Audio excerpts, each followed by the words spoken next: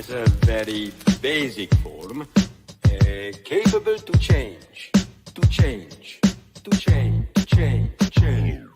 I tumbled and fumbled around instead. You know my head is like a Rubik's Cube. Except all them colors turn to blue. Unless I'm tumbling and fumbling with you. I'm tumbling and fumbling. I'm tumbling and fumbling. I'm tumbling and fumbling. Some are my colors, baby, but just to prepare. 1 cube, 6 size, 9 stickers on nails, 54 squares. Turn my grooves, if you figure me out, I give you 20 moves. It's just the cube. Why does it feel like I got something to prove to you? The cube, capable to change. The cube, without a special. The cube, finally I succeed. The cube, nowadays, the cube. Do you remember the first time you saw The it? cube. Why do you think the cube is so popular? The cube became popular. I never get used to that ending. That's why until you do that. Man. Good evening, and welcome to another loaded cube on this fine Tuesday night at 8 p.m. Me and Daz tonight. Sorry if you're disappointed by that, but we were told we were the 18th tonight by someone in the green room. So that's just because they've got backstage access for once. So that was the only reason, wasn't it, Daz? Yeah, Brandy and Blaze. Yeah. We'll teach you how to do that. Yeah. So, Daz, how are you, mate? All good.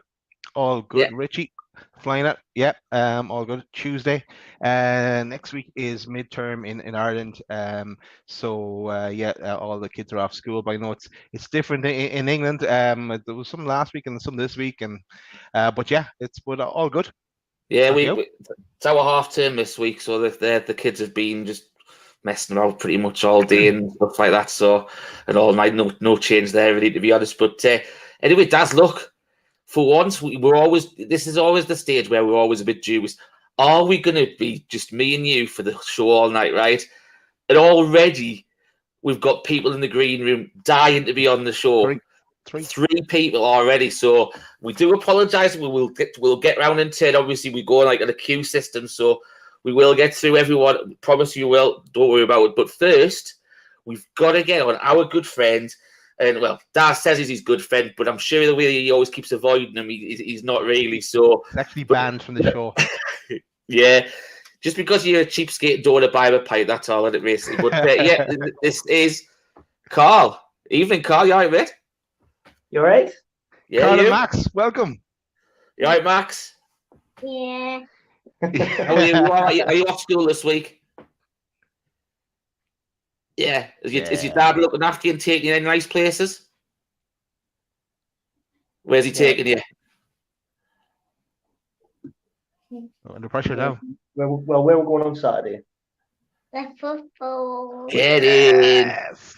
Not Nice Sunderland, I hope. No. No. So, So, Carl, been a while since we've had you on either a live line or a cube. So, how are you? You all right, mate? yeah, I'm brilliant, mate. Brilliant. It's hard to get in touch with Daz, as you know. Yes, yeah. There's always something. There was always something. Hey, He we're waiting. definitely didn't want to buy me a pint. It was my There's birthday gonna- that day, and definitely didn't want to buy us one. There's going to be a book about that little adventure. 2 days trying to meet up and didn't work out.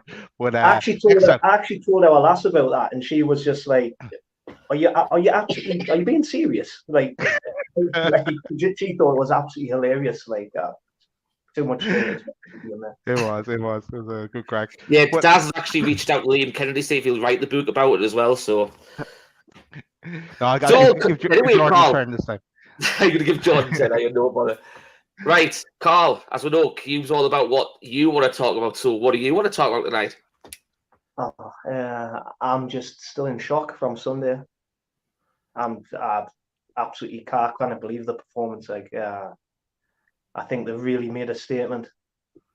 Yeah, you know, when they played the big guns, they do usually struggle again, especially in the second half. They seem to put so much effort in pressing and energy into the first half, they do tend to. We're seeing it against City and we're seeing it against Liverpool. They struggled, but against Man United and obviously Sunday against Spurs, it was absolutely unbelievable.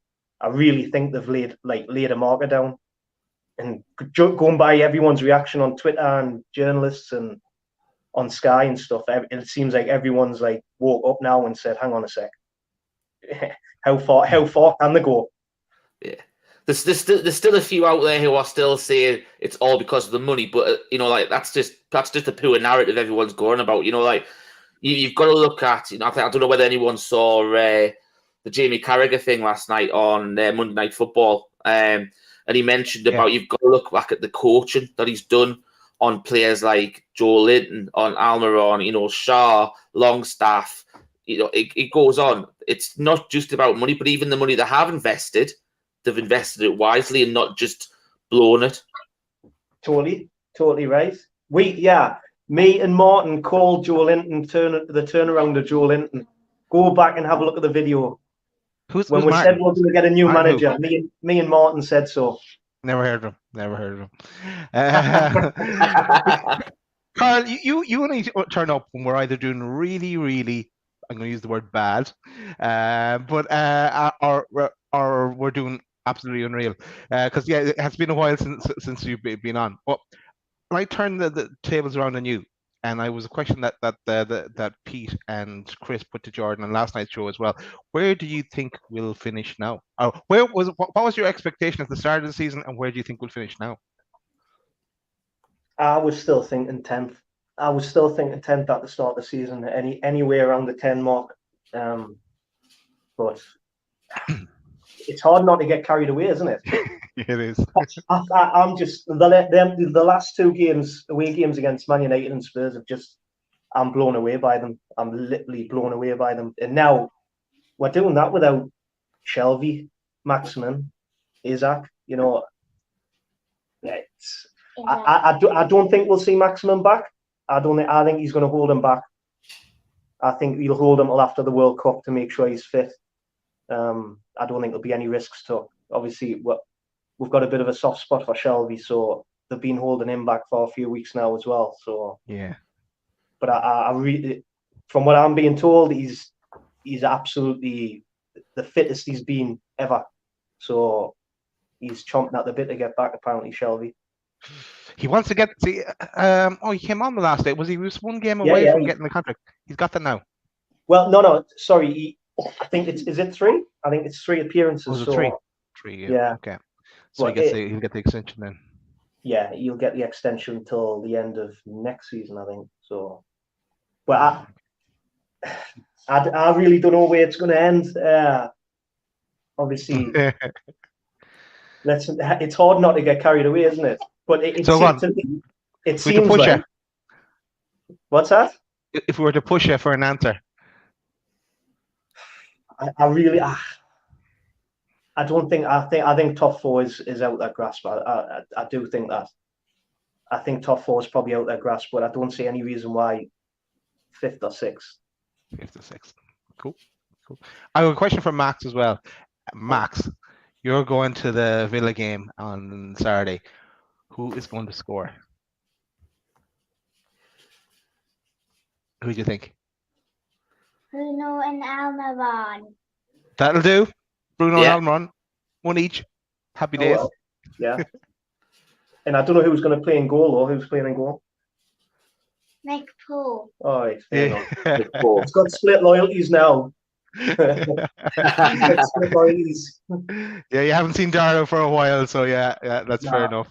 I tell you what, though, we went to the training ground a couple of weeks back, and obviously the queues were mad.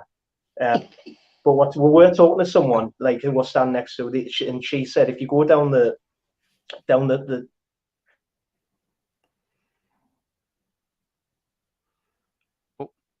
Carlos is frozen. Yeah. Oh, shame. Daz, we'll have to put him in the. Do you want to put him in the green room? See if we get the reconnection. We'll get the next guest out. Yeah, we'll do that. If we don't, thanks, lads, for coming on. We'll talk to you soon. Yeah. we've got it because the green room is absolutely packed. It's the busiest it's Yep. been on the Loaded Cube. Go over to you, Richie. Right. Well, next in the list is a guy that we know. You know, he's a loyal fan of Loaded Cube. He comes on every show without fail. From across the pond, it's our Jimmy. Welcome, Jimmy. Hello. Even Jimmy, you all right, mate? Yeah, glad to see we got the A team in tonight. See? I I told you, Taz, it wasn't just me making it up. there's no A and B team. We're all equal here. It's all equal and loaded. Yeah, Pete just threw his brandy against the wall. So how are you, Jimmy? Are you all good, mate? Oh yeah, I'm great. I'm always good. Come on now. I know you've obviously No had a bad lot. days. You've had a lot No of stuff bad going on days. over the last few months, though, haven't you? So it's obviously nice to check on your health wise and everything as well, though. Oh yeah. Can't complain. Well, I can complain, but you know, there's no reason to complain these days. Being a Newcastle fan. I've got to say that there's no reason to be complaining this time you're coming on, is there? Yeah, when you have to nitpick, you know, things you're doing wrong, you know you got a good club. So, but this weekend to me is a must win. I don't care for fourth. This week has to be a must win. I have talked so much shit to Villa Watch and all the Villa fans that I mean, I might have to start blocking people if we lose this match. Because this is the one I've had circled for a while now. And I would love nothing more just to stick a foot up their asses. You and your, your new manager bounce, interim manager bounce. I'm gonna bounce your ass right out of Newcastle because sorry. So they're going to be That's coming just for the you, way I Jimmy. feel. The I don't villains care. are going to be coming for you. That's fine. Bring your big guns. Bring your little anal Emery or whatever his name is. Another one of our sloppy seconds that you took. So good job there, guys. You got a great club down there. So what do you make of that appointment? Because obviously the one good thing for Newcastle is he doesn't actually start until next Tuesday, which I thought was a bit bizarre. Yeah. Obviously, I can understand that the Champions League game midweek, but to go after the next weekend as well, I thought was a bit bizarre. Well, I mean, another reason to hate Brexit. I mean, had you not had Brexit, he'd have been there the next day. But it's fine. I mean, he didn't want to take the Newcastle project because he didn't work. He didn't want to work. He wanted a ready-made team. Let's just face it. He came for the money. He gave up guaranteed Champions League football for a guaranteed mid-table club. I mean, if you really, you could have, stayed at Villarreal. Maybe, a bigger job may have come open. I mean, but really, Aston Villa, come on. It is a strange one. How I don't know how Villarreal were doing this season. They're about lower half of the top, so they Yeah. 8th, 7th, 8th. They haven't been fantastic, but they're still in like the European competition and stuff like that, but not setting the world alight as they have been. So I don't know. Perhaps he's just got the fact where they think that they've got a bit stale. Do you know what I mean? I don't know. And he perhaps needs a new challenge. I don't know. But to be fair, I'm just glad that we got Eddie Howe because we look at the way it's gone since in the whole state of the year and the fact that we saw Villa Watch last week trying to get us to take the bite on the line and set about Eddie Howe wanting to come to Newcastle, go to Villa and stuff like that last week, which was the most idiotic thing you'll ever hear. Because why on earth would he leave Newcastle? There's no reason to. It is his project. You know what I mean? He's the one that's turned us round from bottom of the league a year after 12 games last year to fourth top in a year. It's just unbelievable. I mean, Gerard, thought the same thing. He goes to Villa thinking the grass is going to be greener, and the only green spots on that grass is where the dog pissed. That's Yeah, he was using it as a stepping stone to the Liverpool job. So has he kissed that goodbye now? Or someone else? He'd probably have to drop down to the Championship or something like that to build up his reputation again. Bring someone up or something. yeah. It's, I mean, I do kind of feel for him. I mean, I've known for years what it was like to be a second-rate club. Sad thing is they were a second-rate club and they spent money. We didn't. So what's their excuse? Crazy wages as well they were paying. And for players that were just at their peak, not targeting players for the future or anything either. So I think the weird thing as well is that you've got to look at. He's got one of his mates who knows really well from his playing as Liverpool and Coutinho, who he can't even get a sound out of. You know what I mean? He's literally on the bench. He can't get him playing. He can't get him firing. And if you can't even get your own mates who know how you play, how to get the best out of people, what's that say about the players that you don't know? It's not that I'm bothered, because obviously it just means it should be an easier game on Saturday. Yeah, but let's be realistic. Their money's gonna run out. I mean, what much more can they do? Mm-hmm. Yeah, they'll come into financial fair play issues. Yeah. I mean, we're just chucking dollar bills like it's me at a strip club. I mean, we got no bottomless pockets right here. So enjoy Coutinho. I mean, that was a great signing. I mean, but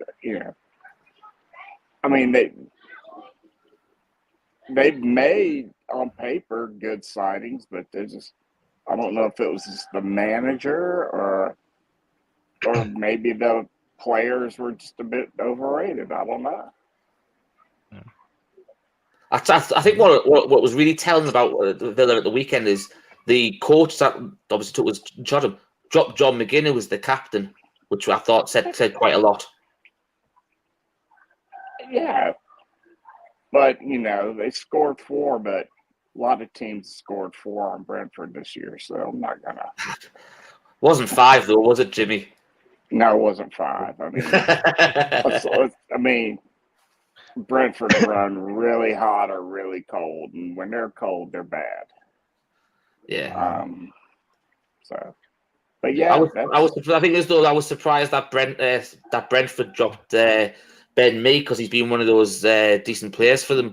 And to drop him, I thought was a bit. I don't know. It didn't really make sense for me, because he's been part of that team who's been doing well. Do you know but this says it all, really, doesn't it? He doesn't even know his best team down there.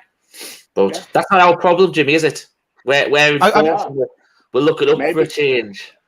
Maybe he might want to come to Newcastle and be a part of a project that's winning. I mean, who knows?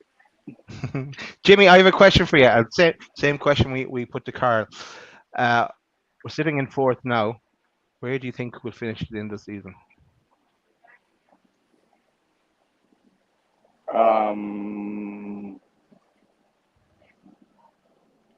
I really, really, really, really, really want to say 6, but for some reason, I'm going to say 7th. But I should be allowed to change that on February 1st. Oh, okay. You're waiting for the transfer window. Yeah. Okay. Without the transfer window, I'm going to say 7th. Right. I think 4 is a little ambitious for this time. I really expect Manchester United to match us penny for penny, if not exceed us, or try to this January.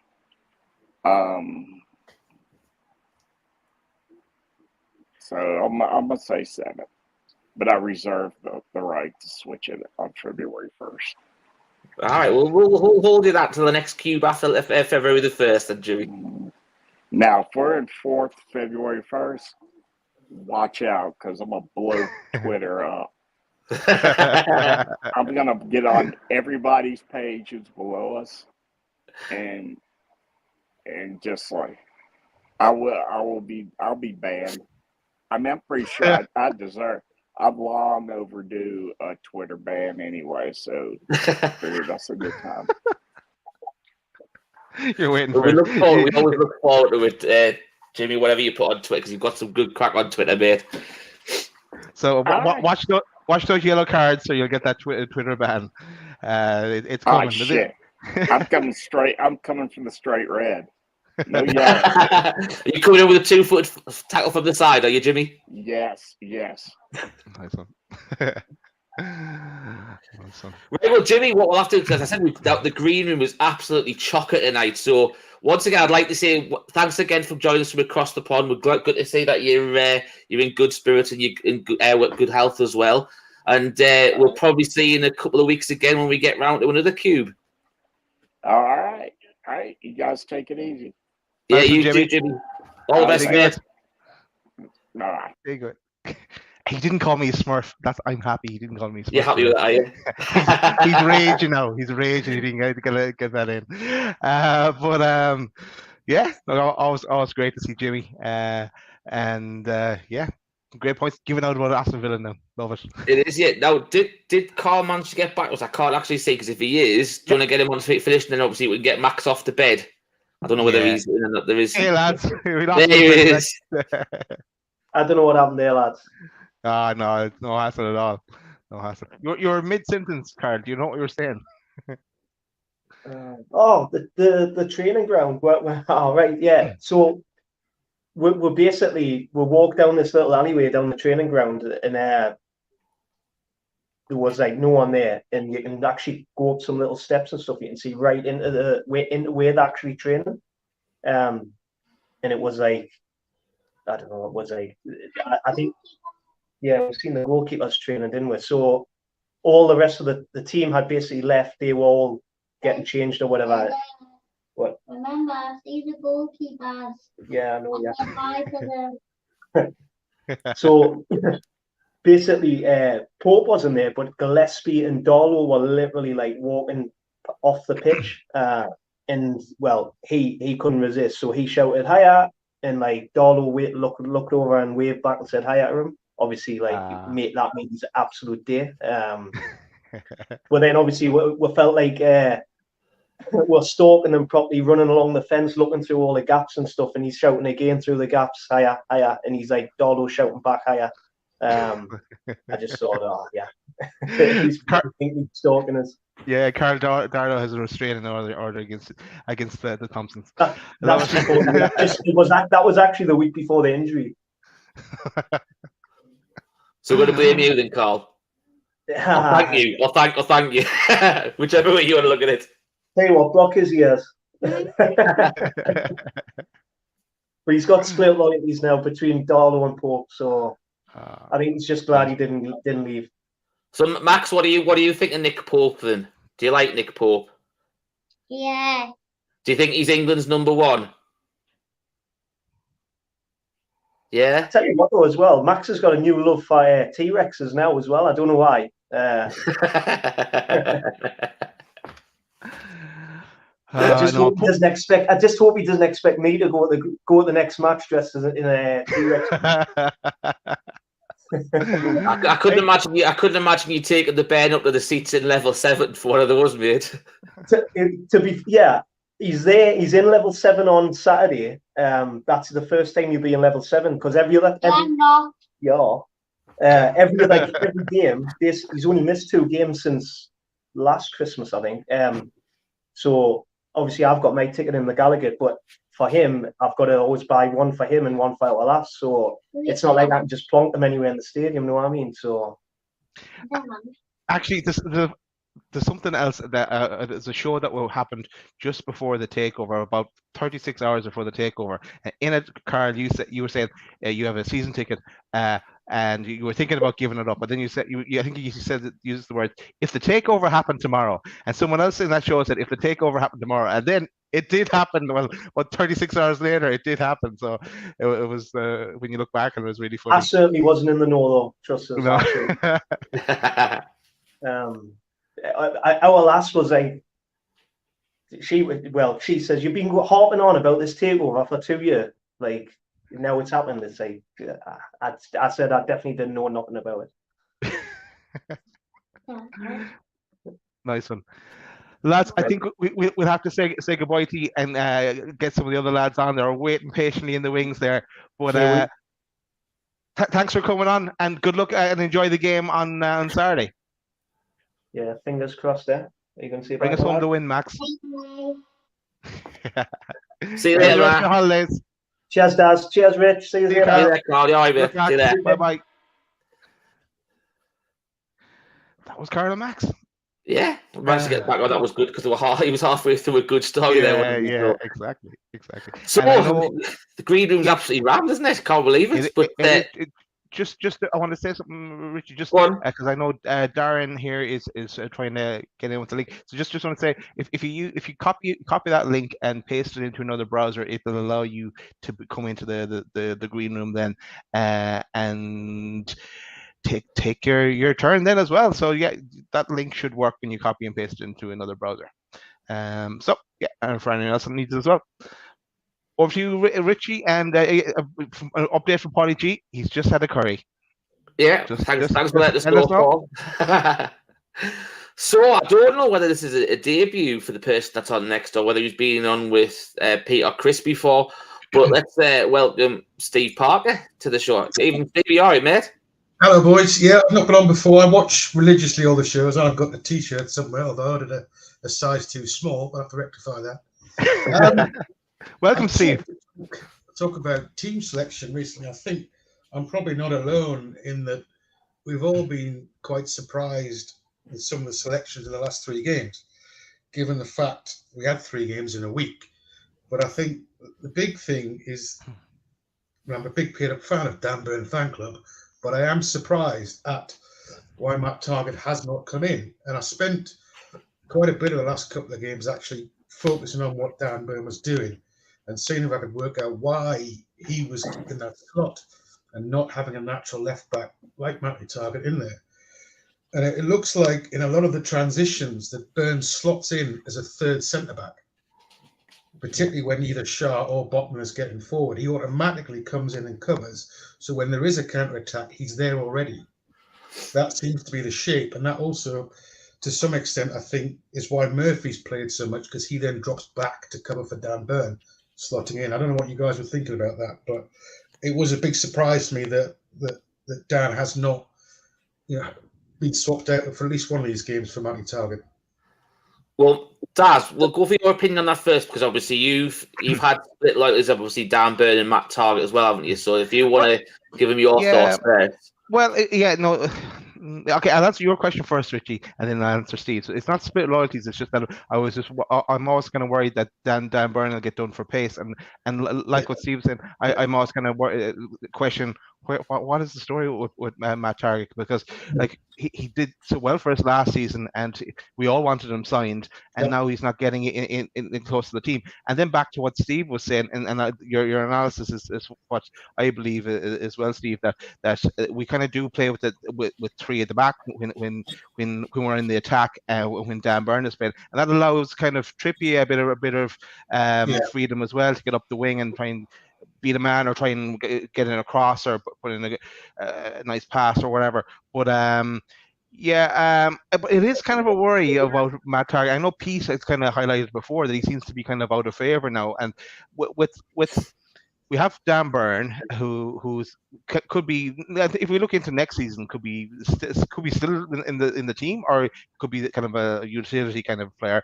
What are we going to do with Matt Target then? Is he going to be just a backup left back? It's a tough one, isn't it? Because he came to us on loan because he wasn't going to get game Yeah. time. We signed him permanently because it was an absolute no-brainer at that price. But again, I think Pete made the point the other night was that we've managed to not actually change a winning team, and that back five is the best back five in the league. So I suppose it could be a kind of case of if it's not broken, don't fix it. But I did honestly think with 3 games in a week that he would do at least some form of. I personally expected Chris Wood to start against Spurs, not Callum Wilson. So it's another thing that we talked about. Yeah, it's interesting because if you think about the one with Matt Target, obviously, we'll just touch on the bit where you said about the obviously we made the deal permanent. And to be fair, I think at the end of last season, everybody said it was a no-brainer to re-sign him. I think what was quite telling about the deal was, though, we actually signed him the day before the clause would have ran out to sign him, that we'd had an agreement. So it makes me think that it possibly wasn't first choice, but they couldn't either get the one they wanted, or it was the person that they really wanted was too expensive and they weren't prepared to go that far. So obviously you look at that, so you start to think, was he actually a stopgap last year then? And obviously they've made it just to strengthen the squad because the left back's been a weak area. To be fair, he had a hitty-missy sort of start the season, Matt Target. I think if you go to the Tranmere game, he had a particularly bad game in the Tranmere game. When he was, I don't know whether I think me and Pete talked about it briefly when obviously he was at fault for the goal, for the Tranmere goal. He was caught really out of position at the halfway line and didn't even make the effort to get back. So I don't know whether that's been a telling factor, perhaps, in what's going on. I think that's a cracking point about when we signed him, because I think we were probably all surprised as well that about a week before that they announced Paul Dummett having a contract extension. Yeah, I don't think people at all expected that to happen. So I think, Richie, that's a really good point. Possibly he was the fact that actually, you know what, we can't get these other targets. We know this bloke. Let's just bring him in. I'd love to see him back in the team because I like him. He had a cracking season last year. I want to see Dan Burn back at centre half, but you cannot displace Big Sven and Shaw at the minute. And that's depth. It's good to have that depth. It's good that actually these days we can look at the bench and not go, oh, bloody hell, that's all we've got. We have actually got some viable options, and people are coming off the bench and putting in some serious shifts. So it was good. The weird conversation, obviously, me and Pete. Pete came up for the game midweek last week at Everton. He got some tickets off myself, and obviously we'd had a discussion just before the game, and we were saying, the games like Everton, that's the teams you should be playing your strongest lineup. So we turned around and said, right, you will expect them to lead, a similar sort of squad to what you had at the Man United game. Similar, you don't change what's not fixed, not broken. Sorry, and then obviously you go out and you win against Everton, and then you look at the way that, and obviously we thought we would make changes for the Spurs game like you did, Steve. Then we talked about it afterwards, and then we on the away day show on Friday, and we said, well, look, if you look at the way that Spurs played against Man United, they were awful, absolutely awful. And then it puts the seed in your head. Do you know what? If we play our full strength side, we could get something there. Yeah. And obviously, sure enough, it came to the game on Saturday, and he made one change, and it made the team even stronger. Yeah. I know Murphy's he's done all right, as you've said. He's held cover for Dan Burn in that we're doing the offensive transitions. He dropped back in, held cover in the 3 centre halves. He obviously covered the back line. Obviously, gives an extra play to go forward. But it was nice that he played that. Eddie Howe had the balls to stick with his guns and play his strongest team, and it worked. And Spurs looked awful. I thought we really took the game to them, and it wasn't, as we said it. Spurs was classed as a free hit originally. That's what you'd normally class as a free hit, without a doubt. But we've set a marker now. We've said as Carl said at the start of the show, that's really set a marker for the rest of the Premier League to say, look, now taking over us. Yeah. You know what I mean? just going back to the left back spot, I think this summer we're looking for a new left back because Dummett should be on the way. Jamal Lewis will probably be on his way. Could be questionable whether Matt Target will be on his way, but he's 27 and he's still 3.5 years on his contract at the moment. So, and probably someone who had played in the left back position before, Matt Ritchie, he should be on his way as well. So there's definitely scope there to bring in another left back. Lewis got injured in pre-season, didn't he? Yeah, he got a chance then, but it's whatever. It's not working out. He wasn't cheap. We paid a lot of money for him. 15 million, wasn't it? Yeah. Yeah. I don't know. It depends when you look at a lot of money because it's I think the one thing a lot of people forget about Jamal Lewis, it was that Jurgen Klopp wanted him. So you've got to realize he is a good player. For whatever reason, hasn't worked out at Newcastle. And I think the one thing I'd like to take up is I'd like to see what Eddie Howe can do with them. It might be one of these things where you need to see him as a run in the game. And for me, it's when that chance is going to come. Because obviously you've got a left centre half technically playing a left back at the minute. So that's really it's knocked Jamal Lewis even further down the pecking order behind Matt Target. Because I think for the Palace Cup game, I think you play quite a strong side because I think it's a given that we have to have a good cup run. Yeah, I agree. And to see Lewis play in that game, I don't think so. Yeah, and I think isn't it right before the Chelsea game? That's the last game before the World Cup. Then, so why not? You might as well go for it. They're going to get a nice long break. Then a bit of training. Yeah, absolutely. Cool. So anything else you want to talk about, Steve, before we get on to the next game? I just had a good think of that over the last week or so. And I just want to kind of bring it up to you guys to chat through it. That's good. Thanks for that. No, where are you based? Where are you based, Steve? I am from Long Benton, but I live down in Hampshire. Have done for a long time, 30 odd years. Oh, nice one. Cool. I'll get my map out again and figure out what that is. But Southampton, South Coast, mate. Southampton, yeah. I know. I only know my UK geography is based on football teams. Cool. Very good. Thanks, Steve, for joining us. For joining us, Steve. Yeah, I was going to say it's nice to have new faces on. It was nice having you on. Come back anytime you want to have a chat, Steve. Okay, mate? Cheers. Take care. Cheers. Good luck. That was nice to have a new face on, and it was a good debut from Steve there, wasn't it? Yeah, no, it was a great question, and it's a topic that has come up as well, and a couple of our shows in the past, and always a talking point. Whether it be Target or Big Dan Byrne, as people want us to call him in the chat, but Dan Byrne is he's got it's the place is his now. He's unless if there's an injury, he's not letting that go. Yeah. We have got a little segment that we want to put in our show ourselves a bit, but what we're going to do is because we've got so many people in the green room, we're going to knock it back towards the end of the show. Because we've still got people in there, and obviously we want to get the show's about you, the viewer. So it's time to get on our friend from Canada, Ryan. Why, aye, lads? Ryan. Play Champions League, man. Win the Premier League. Greg's pasty roll like. So how are you, Ryan? You all right, mate? I'm good. You guys? Yeah, spot on. So what do you want to talk about, Ryan? It's been a lot on since we had you on last time.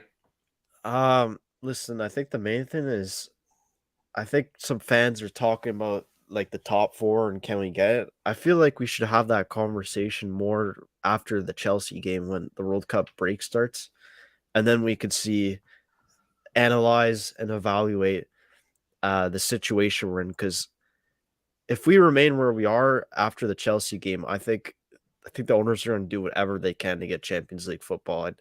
I don't doubt it. And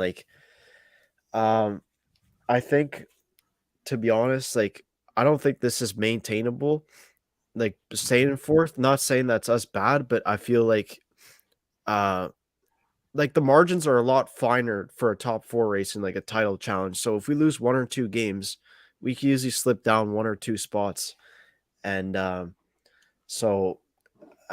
I think we'd see with that, but expectation will change a bit. And I think right now as fans, we want, probably top 7 at most. Be in the season, I'll say 9th. I think I've changed it to seventh now, and I just feel now that Higher.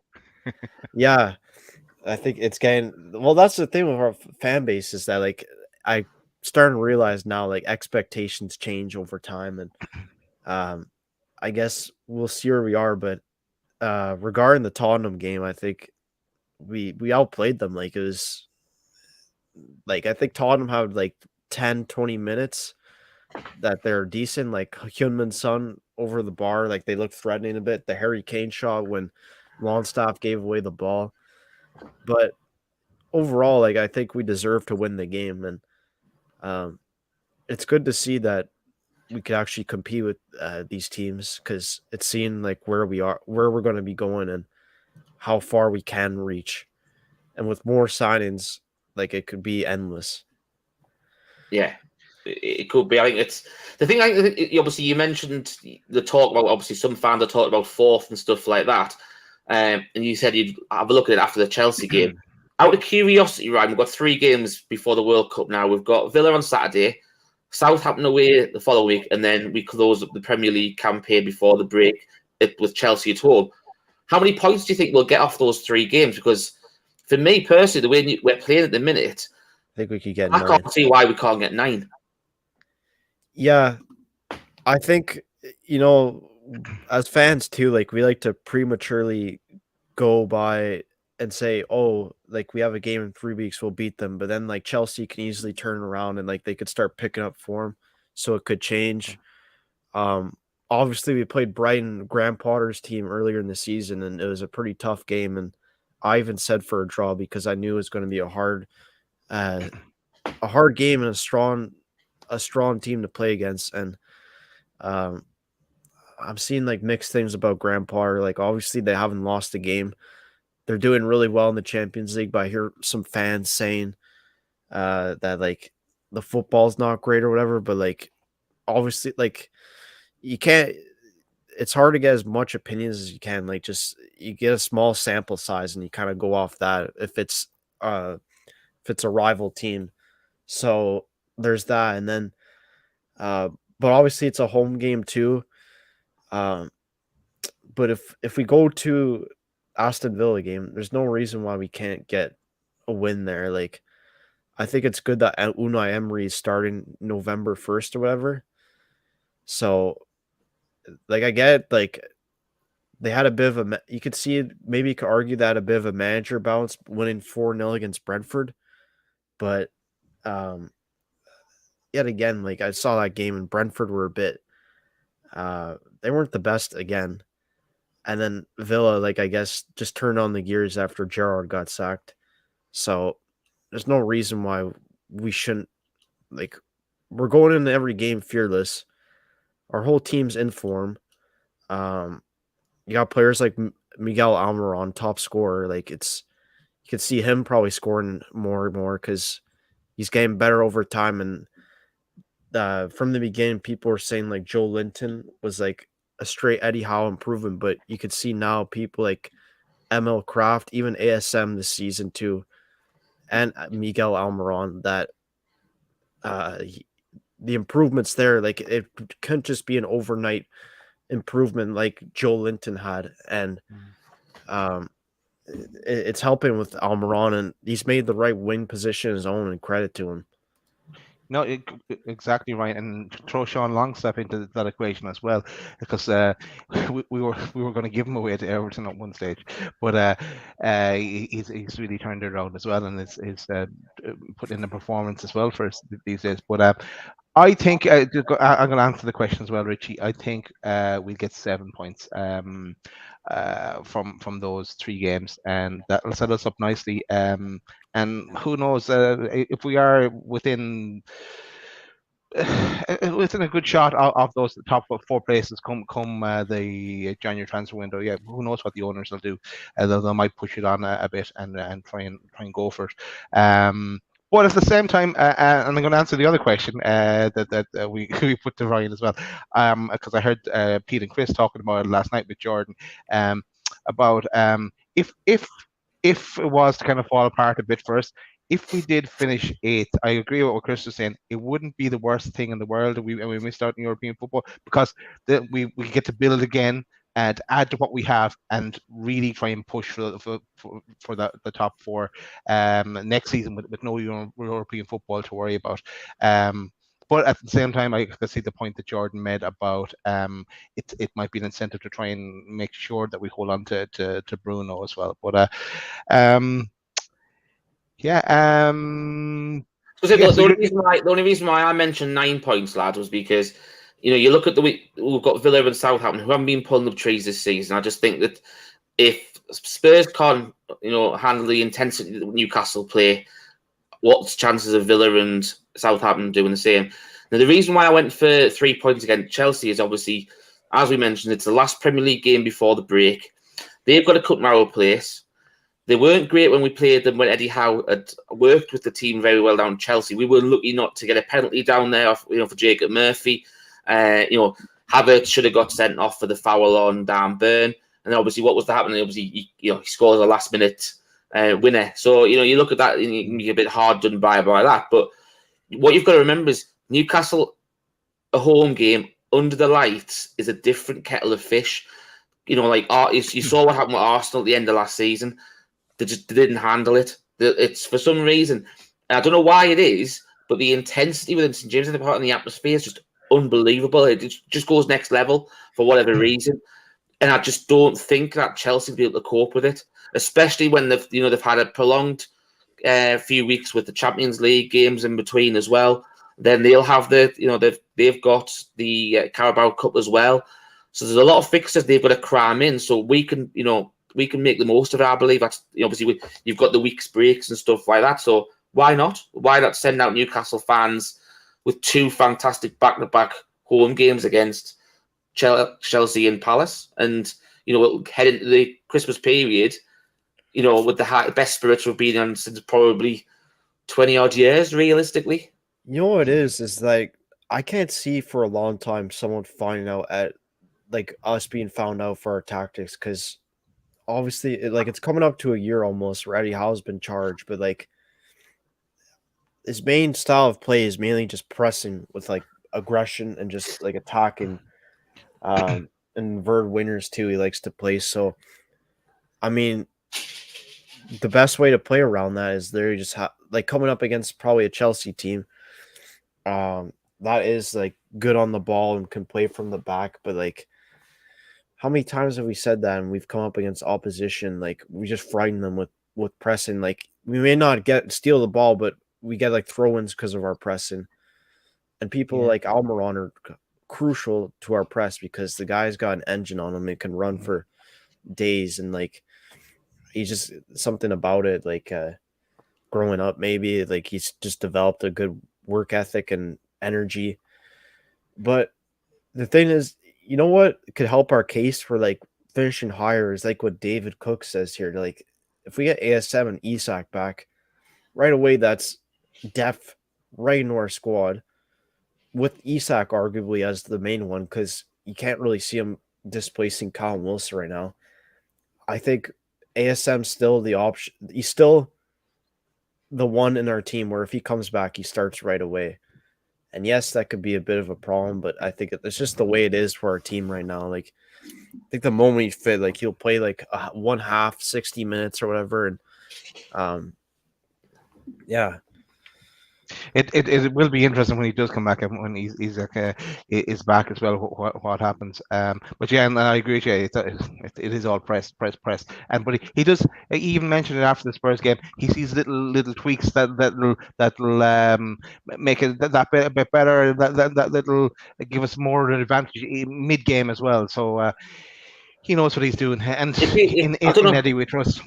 I don't know if anyone saw, and this is for the viewers as well, whether anyone saw the article at the Athletic today, and it was about the way that Eddie Howard coached the team to use the long ball to our strength against Spurs, because there was areas where they could use that. Now, yes, we do play the occasional long ball, but we don't do it often in games. But we did it a lot against Spurs because we knew getting that extra 5 yards further up the pitch, we were able to get right in behind them a lot, especially in the first half.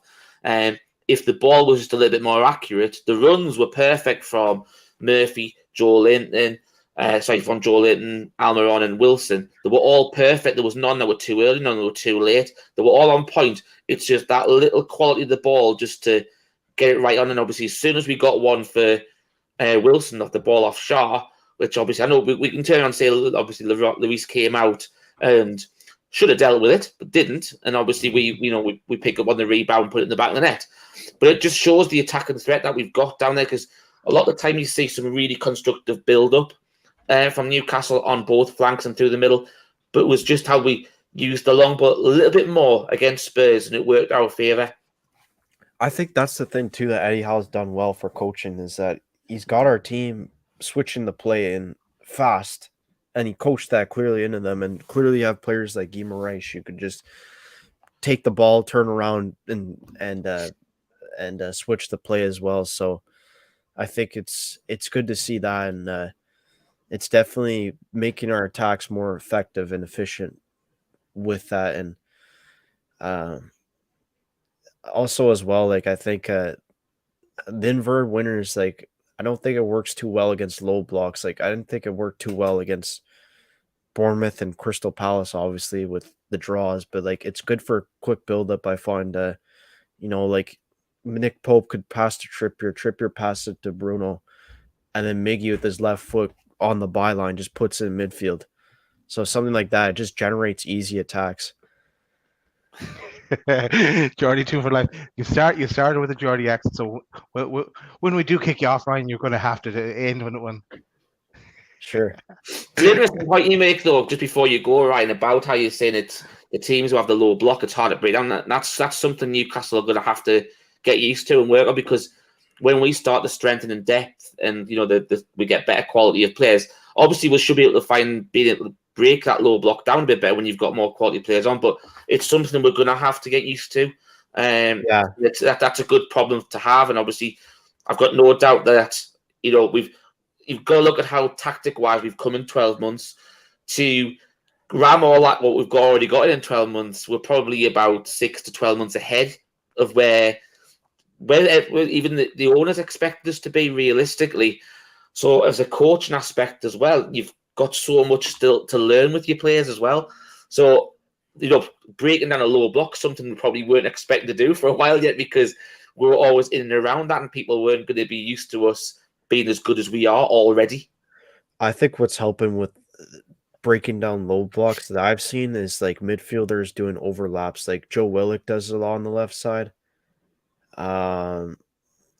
I mean, as well, like the 1-2 that Bruno and Almiron usually do. Like, I mean, it's Almiron passes and Bruno usually just puts it over top. So it's a bit of a unique 1-2, but stuff like that can break down low blocks. And then obviously having someone like Isak come back and feed him balls. Callum Wilson too is just as capable of aerial threat. So yeah, it's definitely something like to think of, because, well, we got, like, I think Southampton, no matter what, I feel like they'll probably play a bit defensive against us. Like, I think teams know now that we're a threat. So they're gonna, it might be a bit different because Southampton's away, but if it's a team like them coming up home, like, they'll definitely play a bit more defensive. Villa and Chelsea, we'll see, but like, those are the only 3 games at the time, and I'm sure when the players are on break in Saudi Arabia for the World Cup, it'll definitely be coached in way more, because over time, obviously, we're 4th place now. Like you said, like, as time goes on, like, teams will discover us and will sit back even away from home from their point end and play at St. James's.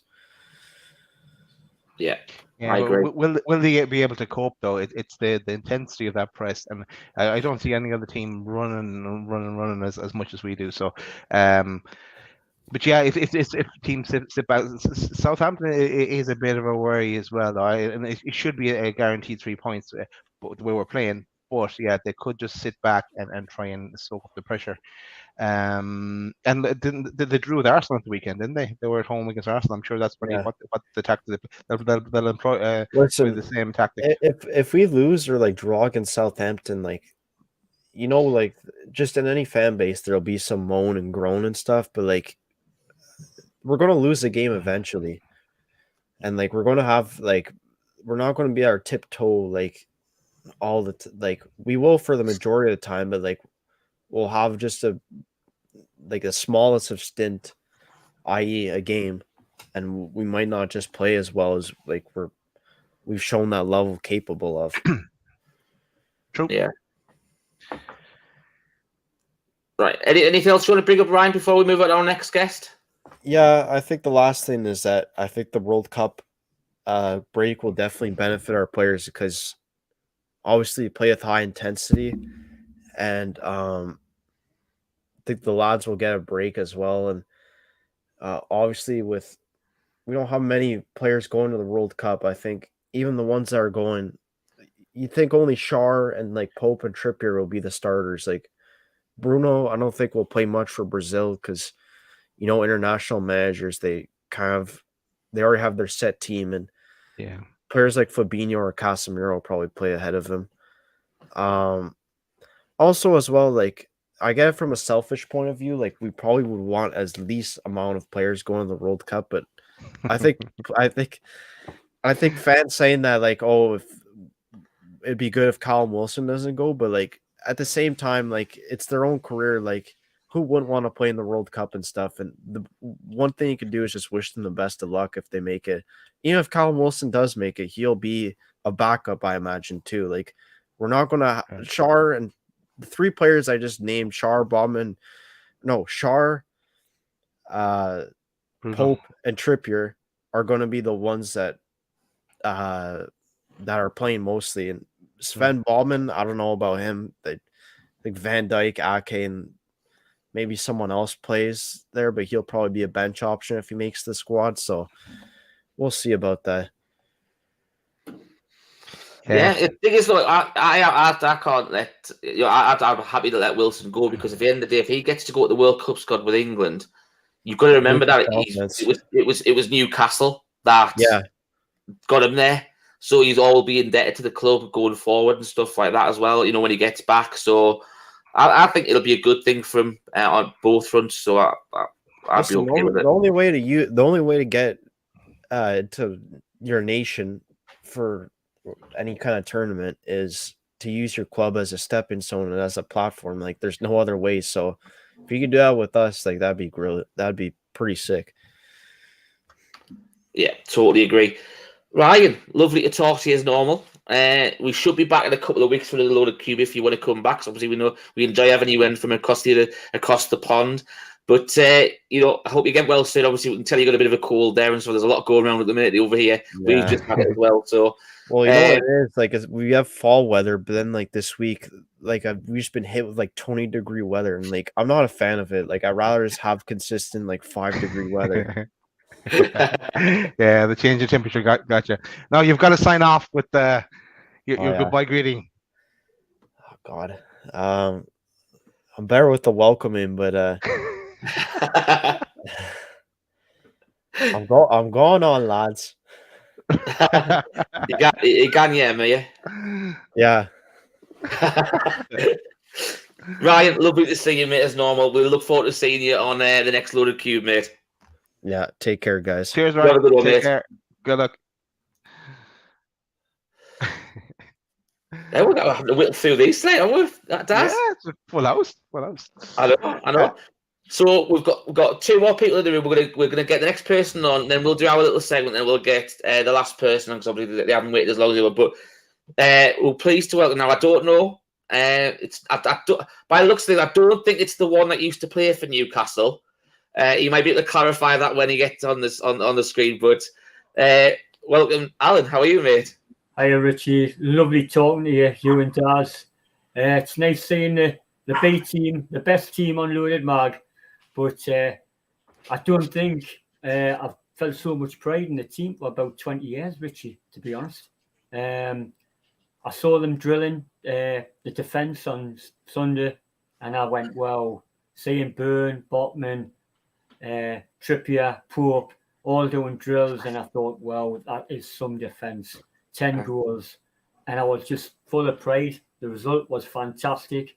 Tottenham's best player, Richie Daz, was Kane. He was the best midfielder, best player for them.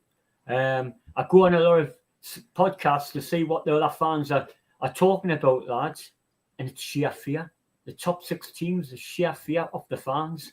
You had a fan on, Richie, the other day before the game, Marlon.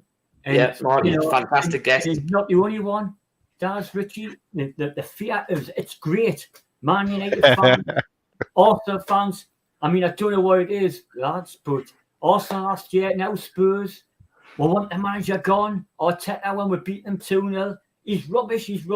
And there's people wanting Conte gone. I'm thinking, crikey, man. Champions League winner. He's won the Premier League, and they're wanting him gone. Is that how fickle we're going to be? Hopefully, lads, we won't be as fickle on that now, because, you know, it's going great. He's done absolutely tremendous. I know I'm talking 20,000 miles an hour, lads. As much in as possible. So what about it, Alan? I know. Sorry, Daz. I was just going to say, Alan, apologies. My everything just crashed on me just before you came on. So nice to meet you, first of all. I think it's the first time I'm talking to you. But yeah, no, the fear is real. Like the fear was originally back for the takeover and the owners not wanting us to get the takeover, and now it's crossed over into the fans. And yeah, as we start to get better, they start to get worried. So yeah, we are coming. Whether it's this season, next season, or the season after that, we're coming, and we're not going to stop. We're going to get better and better each window as well. And as the other thing you were saying about Eddie Howe, I think our fans will be giving Eddie Howe a chance when he does go through a rough patch, because that will come as well. It happens to every manager. Even happened to Alex Ferguson and all the great managers in the past as well. But yeah, we'll give him a chance. And but maybe the next manager after Eddie Howe mightn't have it as easy, because there'll be expectation at that stage. But I think we'll no matter who the manager comes in, we'll give them a chance. But I'd be happy to see Eddie stay for at least 10 years plus. It means that everything's going well. Well, Daz, as long as we finish above Man City this year, I'll be happy. Just kidding, lads. I've said it on another show, lads. 7th, I'll stay. I'm keeping my feet on the ground. Richie Daz, say to everybody on the chats that go on, keep your feet on the ground, because we're all on a high. We're adrenaline's rushing. I've watched the Spurs game 4 times now, lads. 4 times. And we definitely should have had a penalty, but there we go. It wasn't given, and that's how it goes. And Dermot Gallagher was on Sky explaining it, and I thought, yeah, Daz, yes. And he explained it, so I went right. I don't think I would be so complimentary if we drew the game. I got beat, but so be. I'd be interested to see what his thoughts were on the 2 handballs last night, though. This is it. It's the inconsistency, Richie, in it. You know, Dan Byrne gets a penalty against him, and I went, fair enough, penalty. And then when you see it against you, you go, well, really, you know, it should be a penalty then. The time wasting, lads. I've noticed the commentators on Sky and the bigger clubs, Man United, Liverpool, now Spurs, and even Sky commentators. Newcastle is time wasting. It's great to see, lads. Has it not been going on for 50 years? But 50 years I've watched football, Richie. I'm sorry, I'm giving me the age away now. The 50 years I've been watching football, it's always went on. And you'll find when Chelsea come up, if they're winning 1-0 up here, they'll do exactly the same. So you've just got to accept it, because we do the same. Isaac's ACM, do you think they'll ever get in the team, lads? Do you think we should sell it? Seriously, I mean, they must be thinking, crikey, it's going to be hard work getting in the team. You know? And it will. I mean, trying to answer your question about the left back, Daz. I think we're going for that Atletico Madrid left back in the summer, Lodi, but I think he went to Nottingham Forest. But he did Forest. And they weren't prepared to break the wages. I mean, you know, I know they had a fantastic result against Liverpool, but I do think if they go down, they'll be in a hell of a lot of trouble, lads. It's not our problem, but I think wages-wise, they'll be in a hell of a lot of problem if they get relegated. So, it'll be interesting to know how many of the players they signed have got their relegation release clauses in. Yeah. Because obviously you don't know that wants to go down, how many you've got, because the ones that didn't be the ones that have to stay. Obviously, we know that Jesse Lingard's he literally signed a year contract, so he's probably going to be away next year. He's probably to America or somewhere. Well, you never know. You might hope to get another move to the Premier League team. You don't know, or it goes well at Forest and he gets a new deal, sort of thing. But that's not our issues. And to be fair, Lingard's never going to be on Newcastle's radar ever again. To answer Alan's question about Isak and ASM, the only thing I would, I'd hope from, one of the things that Eddie Howe and the recruitment side have always said, since the two we went through, is we're looking at people with character. Now they've got to have the right character because it's got to be a team mentality, not an I mentality. And I think Isak will obviously have bought that straight away because obviously Newcastle wouldn't have looked at him if they thought that was going to be the case. The one question you've got is ASM, because you look at how Joe Linton and how Murphy have played when they haven't got the ball, when they've been standing in for ASM. You're going to have more of a spotlight on that with ASM if he was to get back on the team, because we know there's probably no one better attacking-wise. He's a mercurial talent. You don't know what he's going to do. He can make something out of nothing, and it's fantastic to watch. And I think that's what a lot of Newcastle fans have been bothered about ASM is he puts a lot of effort going forward, but not so much coming back and helping the full back. You tend to see Joe Linton drop out from the midfield to help the left back out, and then you leave Maxi up front. That's the thing I'd be concerned about, because at the minute you've got 11 players battling for each other, no matter what. Yeah. Is he going to come in and adapt that as well? Because if he's not, his place is going to be under threat. Richie, it couldn't be. In fact, Richie, if you remember, Daz, last year against Aston Villa was on Sky, and they were highlighting that exact point. We won the game, but they really did highlight ESM not tracking back, and Villa were getting a lot of joy, remember, in the second half. And the exact point you mentioned, and I think Eddie Howe, and we know, lads, as fans, that in the summer, a lot of people were thinking if we got 30 million for ESM, we'll take it. 40 million. People were saying, we'll let him go, but he's had a really great start of the season, and I wouldn't let him go, lads, not until he's about 29, 30, and we could sell him for Sunderland for about 50 million. But, and that's what the top clubs do, lads. They do. They get the best players, like Marnie went to Bayern Munich, and that's what they do, even though I think Marnie has still got a lot to offer any team. I've going to hold my hands up, lads, that way. Miggy, I would have, Miggy and Joe Linton, in fact, two of them, they're South American diamonds now, but 15 months ago, I would have wrapped them up in cellophane with a pound of strawberries and sold them in the big markets for £2.50 each. I have to hold my hands up. No, and you're not alone, Alan. Look, we like most of us were the same. Like we did the squad game, as we keep going back to Richie, and we said we'd hold on to Murphy instead of me, because you said you'd hold on to Murphy. I didn't.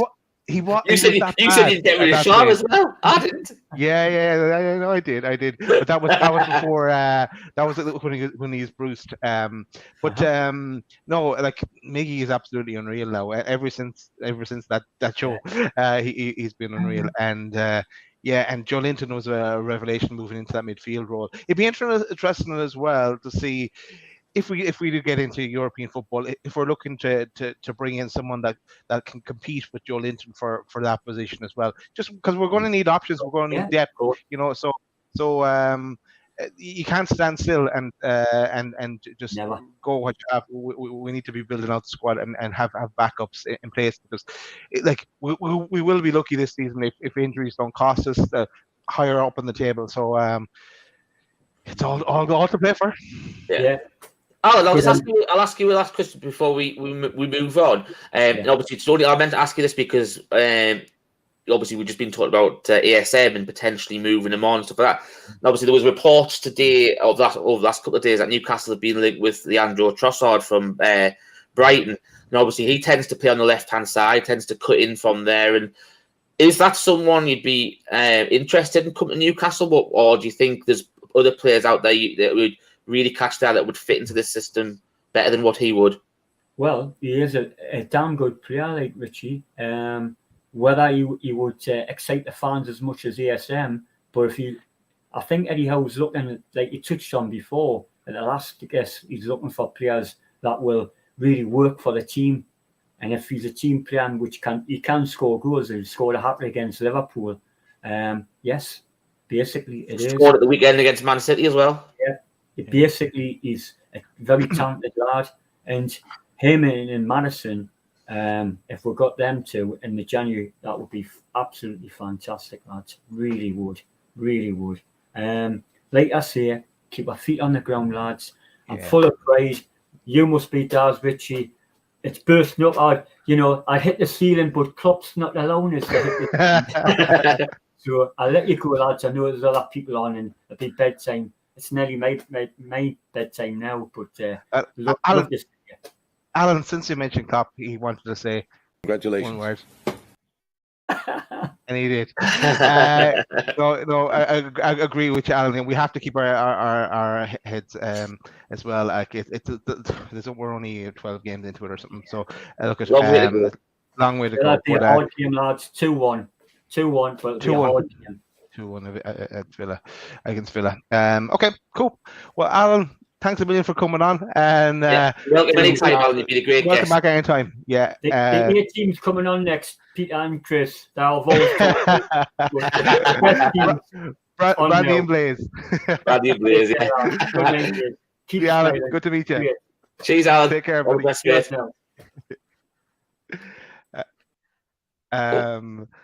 Sorry about that, Richie. Yeah, all right. I hit it as well. But that was great to meet Alan. I've watched Alan loads of times on when Chris and Pete were on Matter's show, and he always came up with some great questions but yeah, finally get to talk to him. It is. It's a fantastic guest. First time I've met Alan, and he knows his stuff, and he's watched Newcastle a little bit longer than what I have. But you mentioned at the start that it's the most exciting football we've probably seen for 20 years. This period we're in now, so it's fantastic that you get other guests on that can relive the same stuff that we have. We're probably that sort of channel where not the young ones might not remember what we talk about, but there's other ones like us who. We still do remember the entertainers days and what it was like, and sometimes what it was like just before the entertainers days when it wasn't so good. So I think that's what will make Newcastle fans different now going forward. We've been through a lot of hardship over it's been a roller coaster for the last 20, 25 years. I don't think we'll rest on our laurels and start going, oh, well, if I won loss here, I don't think that'll happen. We know what we've come through and where we're going and stuff. So patience is definitely going to be a virtue for Newcastle fans. But Daz, do you want to mention the sponsors before we get on to our little segment before we get our last guest, Darren, on? Yeah, sure. And I know Darren is waiting patiently there in the wings. I'll do quickly mention the sponsors. Shout out to shyburns.com, Simon from Shyburns, and go to the site and you'll check out the range that Simon has going. There's hats, t-shirts, and hoodies, loads of different colors. You won't find one to suit you, and also you'll find the loaded range as well, and you have the loaded t-shirt in a variety of different colors, and the Way Days t-shirt in a variety of different colors. And Simon, where's our other merchandise? There's new merchandise coming soon. So Simon is busy working on that. Or maybe he's not talking to me now after I made that Specsavers comment the other day. But hopefully he is. Hopefully he is. We'll go back a long way. Right, and so that's shyburns.com. A shout out to Pins and Prints as well, and the range that is available from Pins and Prints. And always updating as well. So go check out the website for the latest. Shout out to Marty and Machine House, and the range of t-shirts and hoodies are available from Machine House. and yeah, I'm sure that they'll be dropping new stuff soon. It's been a while since this t-shirt dropped, so I expect another one to drop soon. He'll mix it up a bit, our Marky. Also, shout out to the Geordie Rise and the white and black t-shirts that Dean has available there. You go check out the latest from Dean's site, and always, as we said before, and we'll put it on the bottom of the screen, there's a code that you can use.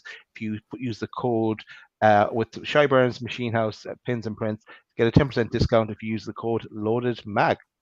And then our newest sponsor, and we can't put anyone in jail. We have to put ourselves in jail. Yeah. Yes, there we are.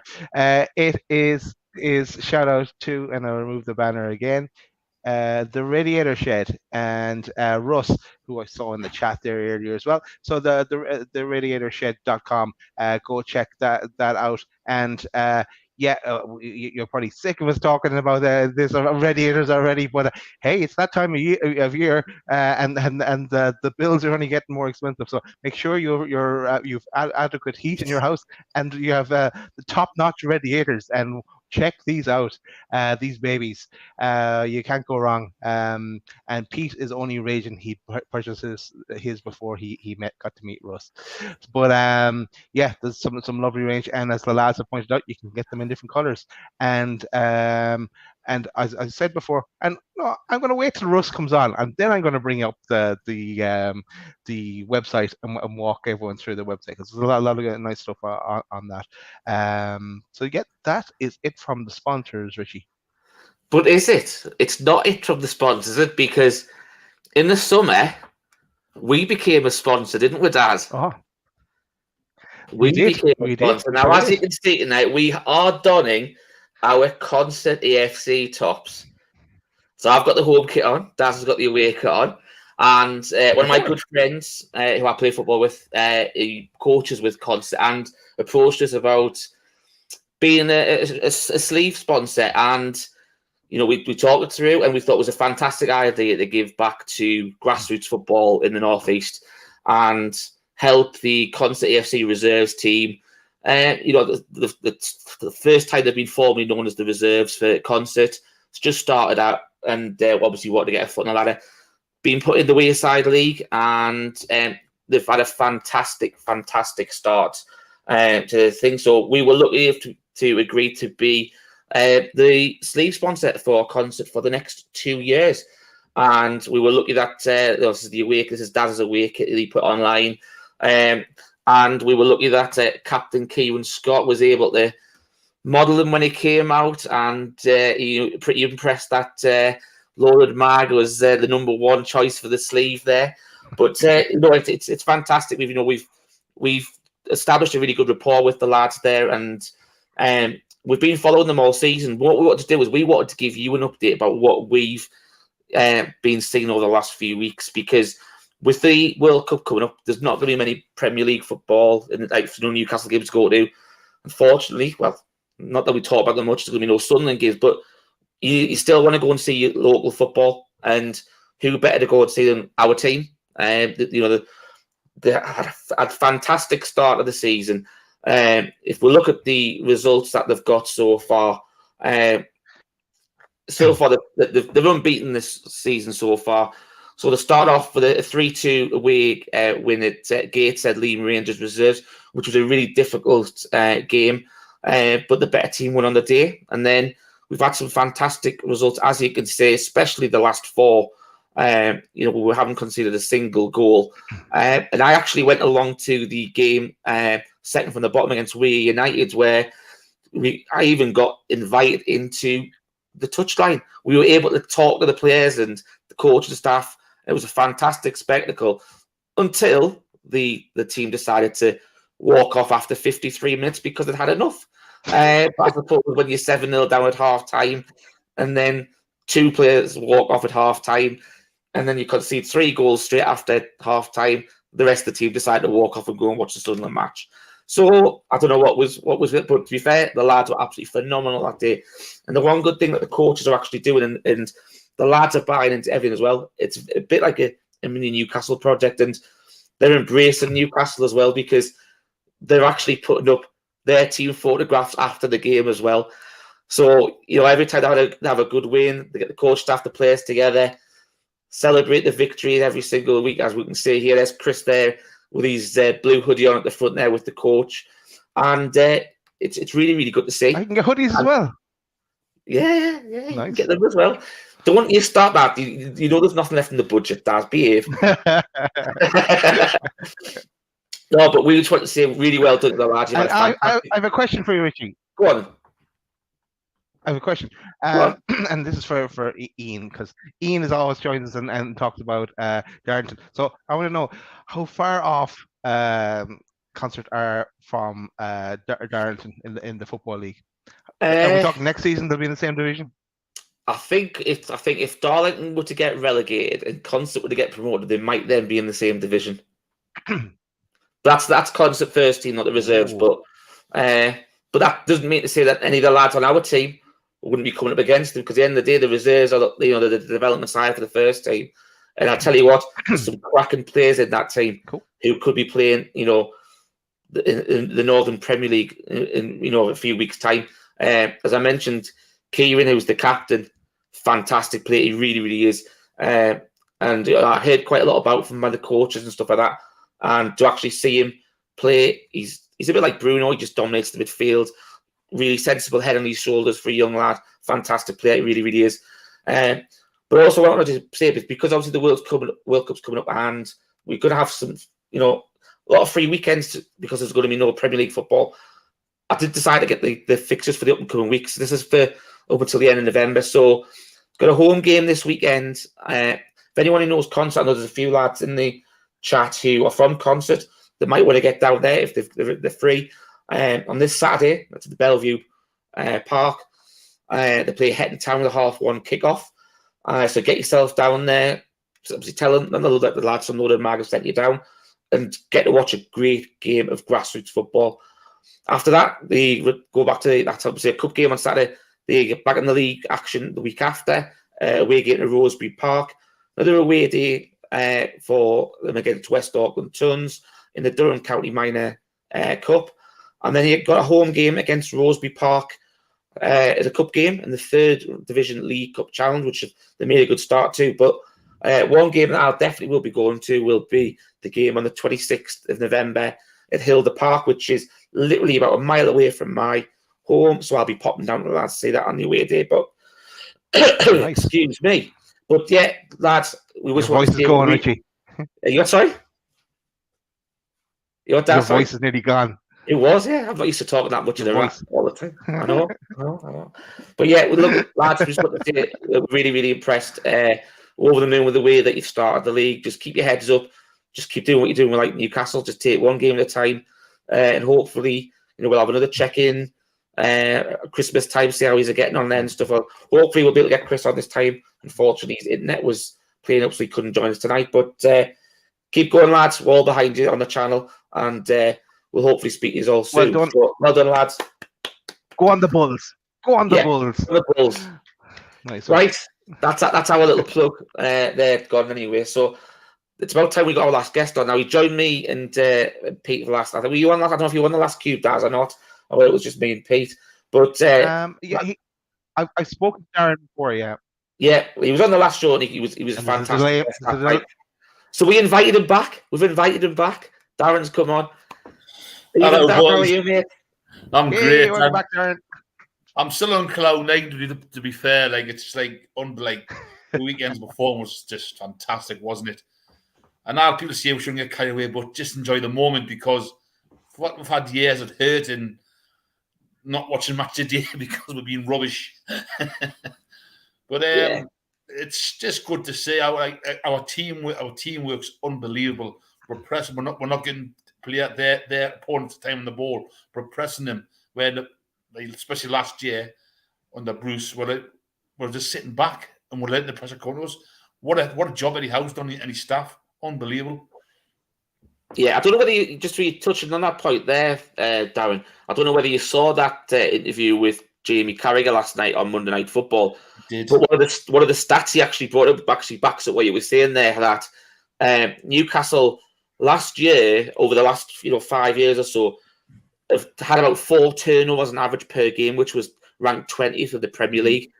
Going forward to this season, Newcastle are averaging nearly 11 turnovers per game, which is ranked first in the Premier League, which has got, to be fair, that's got no reason. That's obviously one of the reasons why Newcastle form has changed dramatically.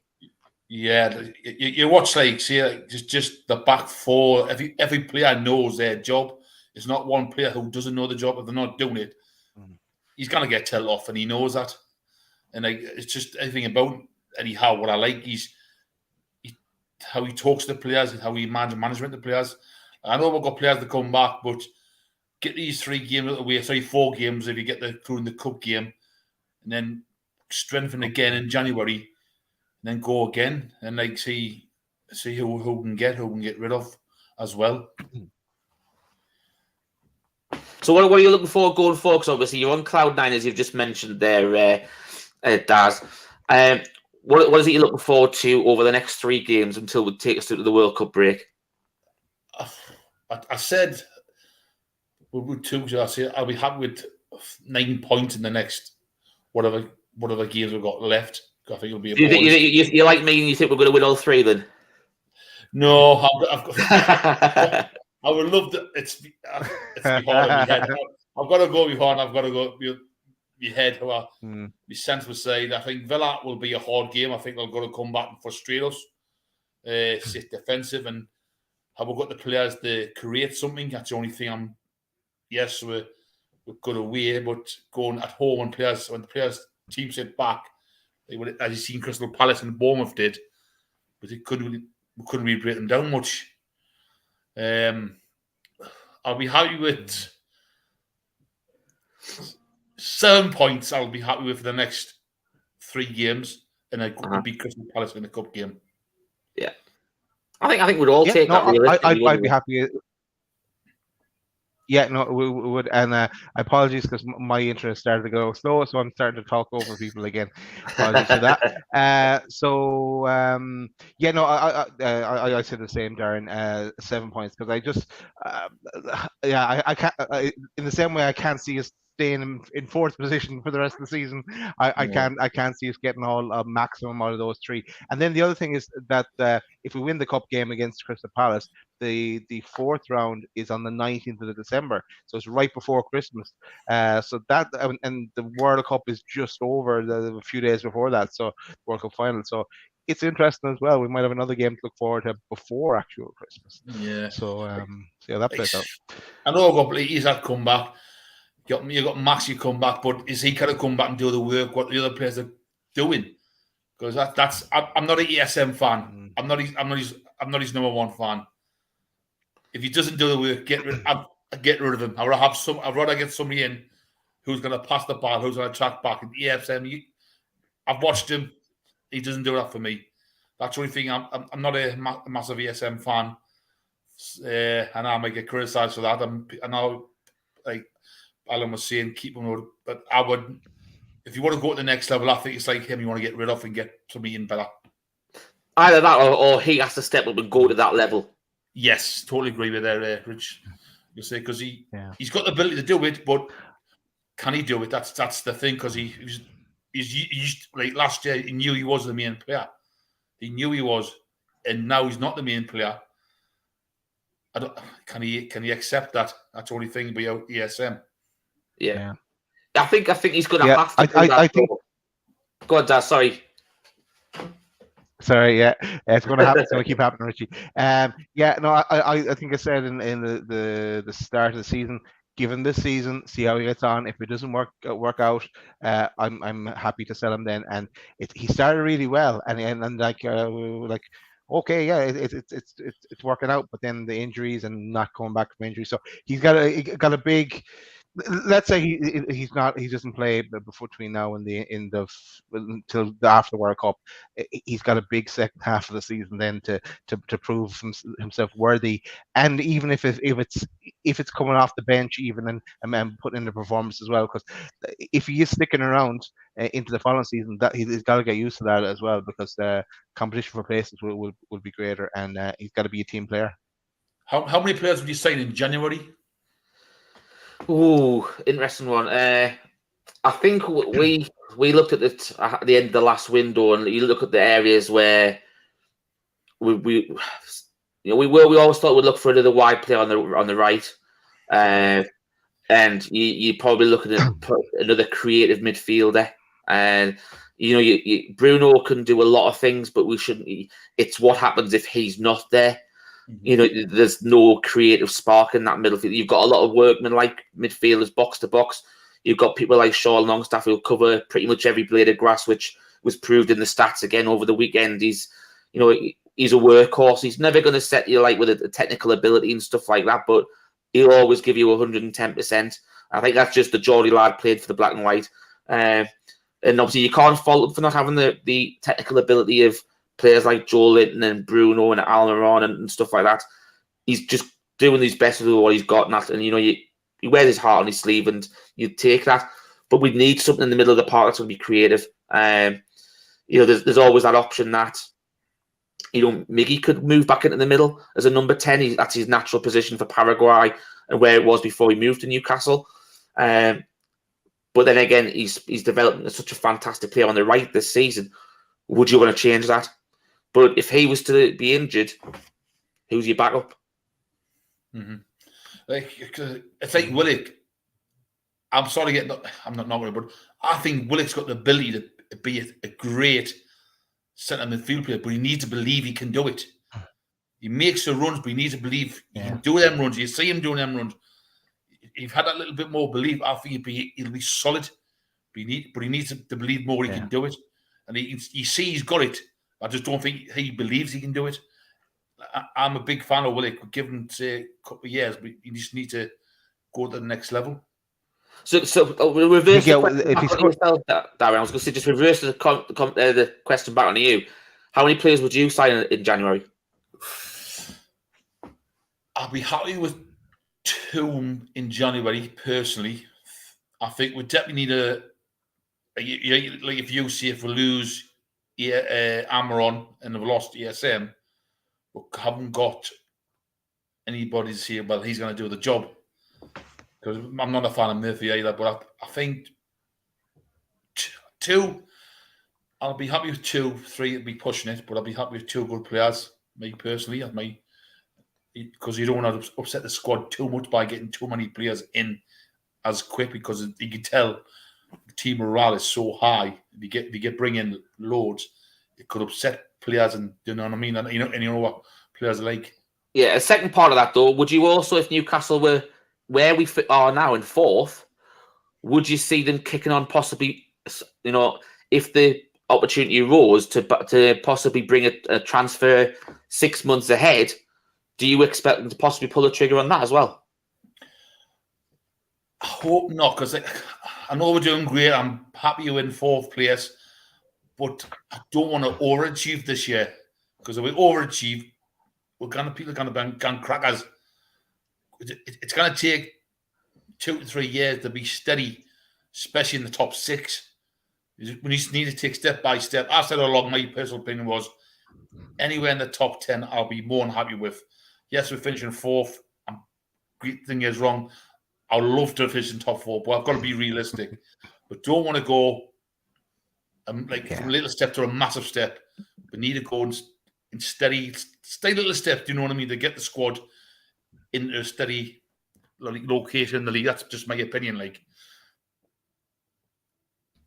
Yeah, no, that's fair enough, Darren. Darren, would you like to join us for the questions? Because we've got a few questions lined up. Since you waited patiently, would you like to? Yeah. Okay. Let's take the questions that came into the chat. Right. First of all, a shout out to Steve Barker who joined us in the show earlier, and Steve become a member as well. Nice one, Steve. Thanks for becoming a member of Loaded. Now there was a talk this morning about this one. Dave Cook put in the question, and I believe he's talking about Angelino Gabriel from Santos. There's some kind of reports that we'd put in a bid or agreed, even some of them we'd agreed a €25 million fee.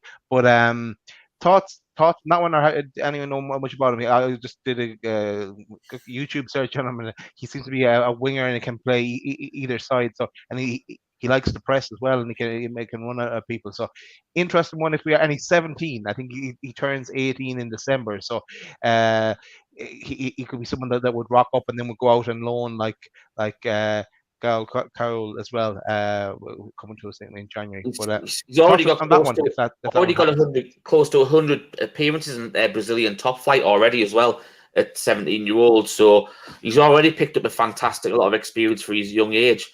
But I think it's obviously he can't move until he's 18 anyway. I think it's December, January time, and that's why they're trying to get the deal done now, so he can move across straight away. But I agree, Daz. I think he's going to be one of those where he's probably going to have to go out on loan, get an experience for, whether they might leave him in Brazil for another 6 months or whatever. I don't know. I think they actually might be close to the end of the season. So, send him on loan for the second half of the season, see how he does then. I think it's probably might be similar with Garan Koal as well. We don't know what the situation is going to be with the work permits with them lot. So they might have to go and play somewhere in the EU to help to get that through quicker. I don't know what you think, Darren. I don't know whether you've seen much of him at all. I haven't, be fair, I haven't. But like you say, if I think the club's doing a good thing by youth and get them in, whether they're young, and then send them out on loan, get the experience, and then if they're any good, they'll come back and they'll set the world alight, and that's the best. All the clubs do that. Really, be fair, the top boys, all the big boys do that. They buy young, put them on loan, and they'll come back, and then see how they go after that, don't they? Yeah. We might need it. We might need a feeder club, but if we get a few more coming through, because of this talk of Andre Santos as well is another one. Vasco da Gama, kind of similar, a bit slightly similar to Bruno, so he's an interesting one as well. A nice little Brazilian family building up there. Speaking of family, this one comes in from the Dugan family. Do you talk? Did we talk about the new sponsorship deal yet? So there was talk as well on Twitter before we came on the show of a potential. Again, this is rumors, nothing confirmed. As potential 300 million stadium and kit sponsor deal, working out at about 30 million a season. But then there'll be potential clauses built into that if we got into Europe, that it would go higher and so on and so forth. But no, we didn't talk about it yet as the answer to the question, and we'll move on. But no, I didn't want to talk about that. I don't know. It's an interesting one because we've never had these amounts banded around before. But there's a lot of stuff I picked up on off some of the the responses on Twitter where it wasn't enough. But I suppose what the thing is, though, at the stage we're at now, where are people looking at what Arsenal or Man United are already getting, who are established? The so-called Big Six, they've been in the Champions League or European football, they've won Premier League titles and European titles, so they can charge me. And obviously, I know when the third-party related sponsors were brought in, everyone started talking about that. They had to relate to what you were going to be bringing to the, what you offer. You got to remember Newcastle are 52,000 sold out every week. It's a huge fan base. The global standings getting bigger now. We've got a standing in the Middle East. Hopefully, with Darren Eales on board, he'll be able to tap into the American market because he'll know that pretty well from being at Atlanta and NUFC. So you look on that sort of thing and you think, is 300 enough? Is it about the right figure? Especially if it's shirt sponsor, everything over 10 years. Is it a lot or isn't it enough? I don't know. Darren, I don't know what you think. I'm a bit like you. Sorry. No, I'm sorry, Darren. Before we just go to you, because I Woody there was just saying, we don't know a name yet, and this is talk that it could potentially be announced before the end of the season. So, and then nothing is confirmed. It's only a rumor on Twitter. So, it came from an account, right? But it's nothing concrete. So it just pinch us all time at the moment. But sorry, Darren, you were going to say. I'd like to say like Daniel, that's his job, and I think we'll go to America on pre-season next year because all the big boys go across there, don't they, for merchandising. So I wouldn't be surprised if we go across to the USA for pre-season because that's where Darren Well, Eels. if you remember, it was lined up that we were meant to go over there and play a few games this summer, but they got cancelled. So obviously that's how the European tour came about. Obviously when the Benfica on, and then obviously what we went in Austria and stuff. So it's interesting, but it'll be interesting to see what teams we play. You might start seeing us playing against, Atlanta United, for example, because obviously you'll have a bit of fantastic relationship with them. They'll be halfway through an MLS season in the next summer. Obviously we'll be getting up to speed, so they'll, their fitness levels will be a good test for us, sort of thing. So I agree, Darren. It's a good possibility for next year, but yeah, good shout.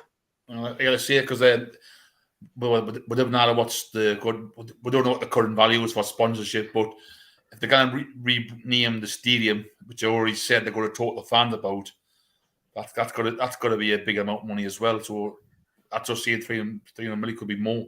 That's just neither knows the truth, but they know what they're doing. These people, they're not daft.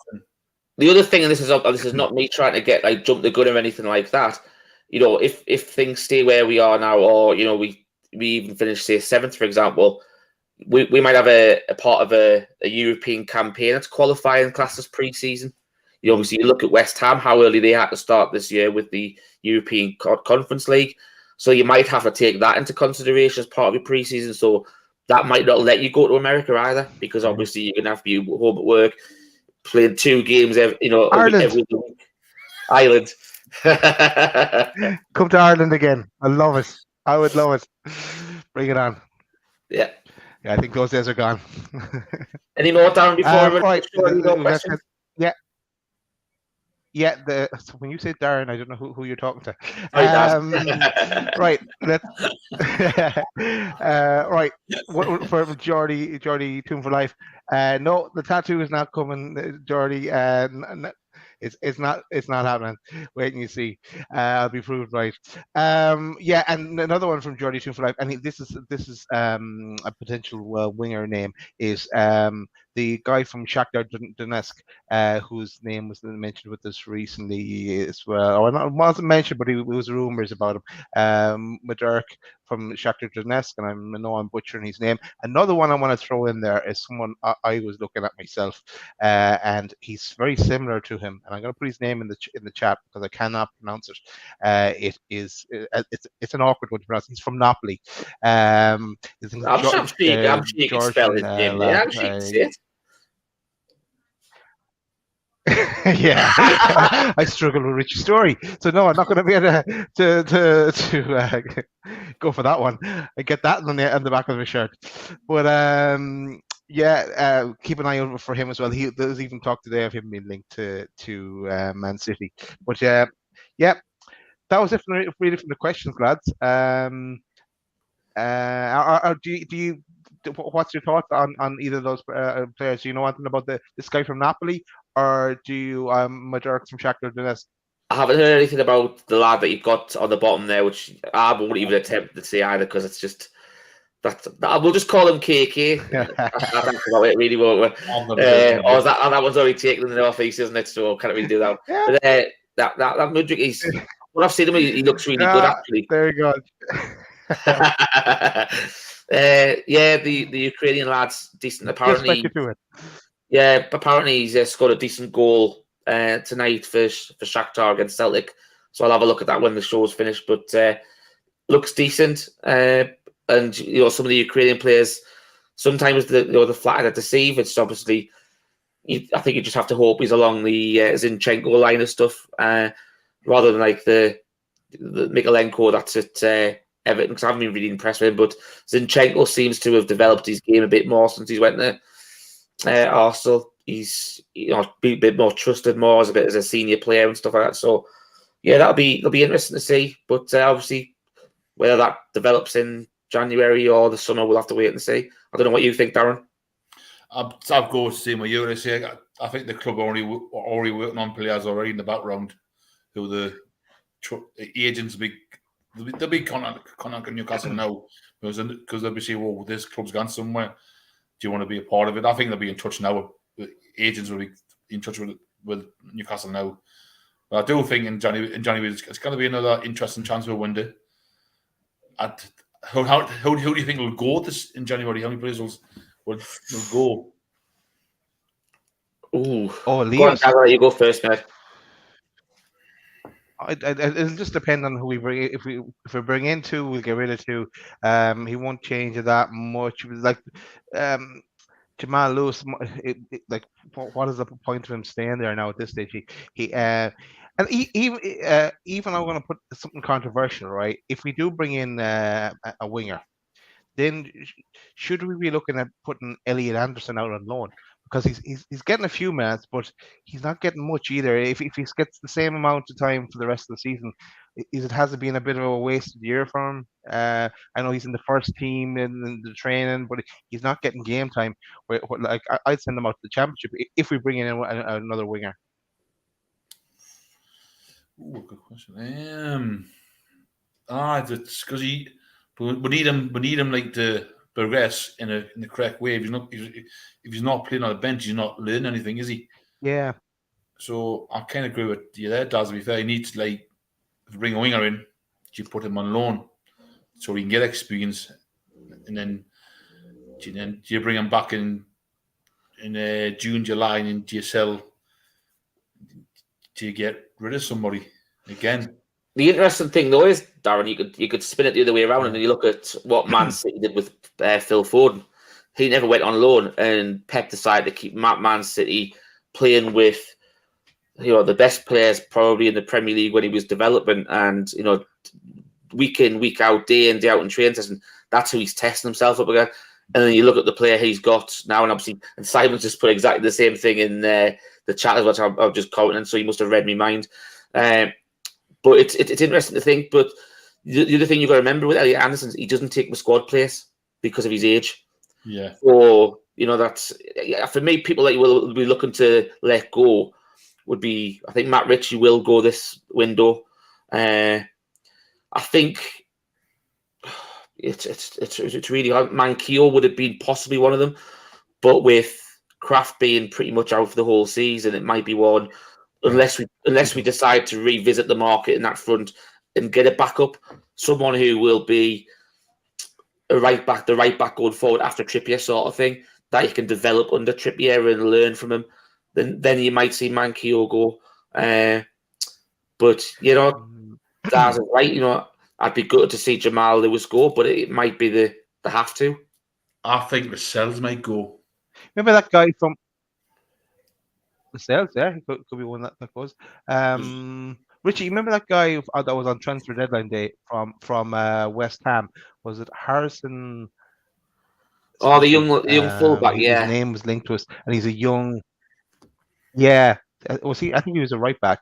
Yeah, he was. So they might go look at something like that again. And I think it was a deal that a deal on the West Ham side didn't go through, so that's why they ended up keeping him.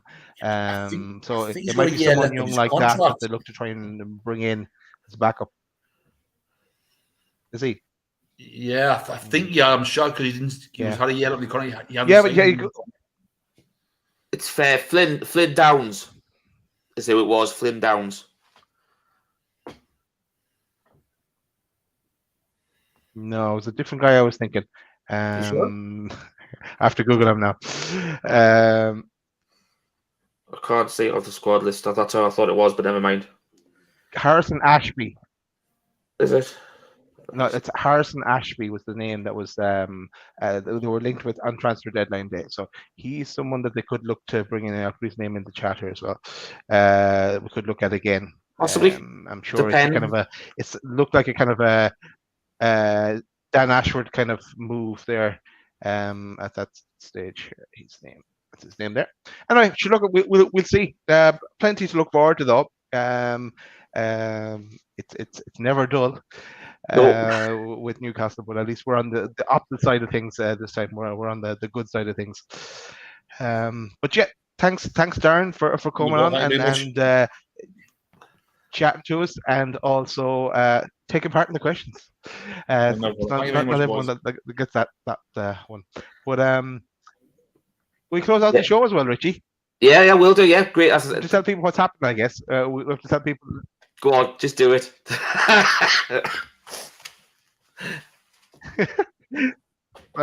Sorry, yeah, this delay drives me mad. But anyway, we tell people what's happening. On Thursday, on Friday at 8 o'clock, we have away days with the Villa Park podcast, and Rich Sutherland comes back into that 8 o'clock on Friday for that one.